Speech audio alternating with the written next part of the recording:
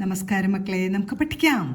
ഇന്ന് നമുക്ക് ഓ എന്ന സ്വരാക്ഷരം വരുന്ന കുറച്ച് വാചകങ്ങൾ എഴുതാം. ആദ്യം എഴുതുന്ന വാചകം ഒച്ചയിടാതെ ഇരിക്കൂ. ഒച്ചയിടാതെ എന്നാണ് ആദ്യം എഴുതുന്നത്. ഒച്ചയിടാതെ. ഓ ച, ചായയുടെ കൂട്ടക്ഷരം എഴുതണം. ഒച്ച ഇടാതെ, ഈ യാ എഴുതി ഈയുടെ ചിഹ്നം വരച്ചു. ഒച്ച ടാ എഴുതി ആയിൻ്റെ ചിഹ്നം. ഒച്ചയിടാത്തെ, തേ എന്ന് പറയുമ്പോൾ എ എന്ന ശബ്ദമാണ് കേൾക്കുന്നത്. എയുടെ ചിഹ്നം വരച്ച് താ വരച്ചു. ഒച്ചയിടാതെ ഇരിക്കൂ എന്നാണ് ഇനി എഴുതുന്നത്. ഈ എഴുതി രി, രാ എഴുതി ഈയുടെ ചിഹ്നം.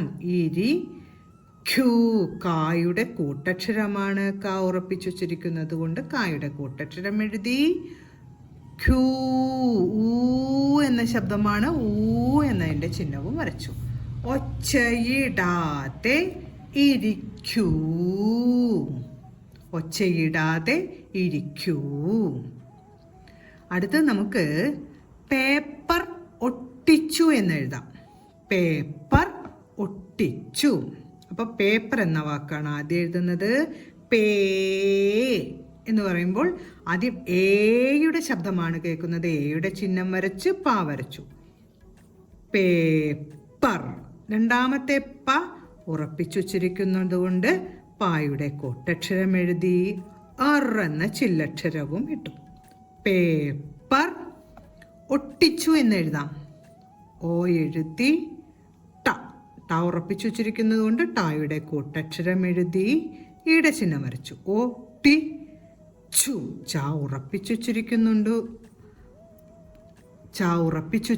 കൊണ്ട് ചായുടെ കൂട്ടക്ഷരം എഴുതി ഓവിൻ്റെ ചിഹ്നവും ഇട്ടു. പേപ്പർ ഒട്ടിച്ചു. അടുത്തത് നമുക്ക് ഒച്ച് പതുക്കെ ഇഴയുന്നു എന്നെഴുതാം. ഒച്ച്. ഓ എഴുതി ചായുടെ കൂട്ടക്ഷരം എഴുതാം. ഒച്ച് പതുക്കെ. പ തു ഖേ, എയുടെ ശബ്ദമാണ് വരുന്നത് കേൾക്കുന്നത്. എയുടെ ചിഹ്നം എഴുതി കായുടെ കൂട്ടക്ഷരവും വരച്ചു. പതുക്കെ ഇഴയുന്നു എന്നാണ് കേട്ടോ എഴുതാൻ പോകുന്നത്. ഈ ഴ യു നു, നാ ഉറപ്പിച്ചു വച്ചിരിക്കുന്നുണ്ട്. നായുടെ കൂട്ടക്ഷരം എഴുതി. ഒച്ച് പതുക്കെ ഇഴയുന്നു. അപ്പൊ നമ്മൾ ഇന്ന് ഓ വരുന്ന കുറച്ച് വാചകങ്ങളാണ് എഴുതിയത്. ആദ്യം എഴുതിയ വാചകം ഒച്ചയിടാതെ ഇരിക്കൂ. അടുത്തത് പേപ്പർ ഒട്ടിച്ചു. അടുത്ത വാചകം ഒച്ച് പതുക്കെ ഇഴയുന്നു. ഇന്ന് പഠിച്ച ഈ ഓ വരുന്നതായ വാചകങ്ങളെല്ലാം പറഞ്ഞുകൊണ്ട് എഴുതി പഠിക്കാൻ ശ്രമിക്കണം. അടുത്ത ക്ലാസ്സിൽ കാണാം മക്കളെ. നമസ്കാരം.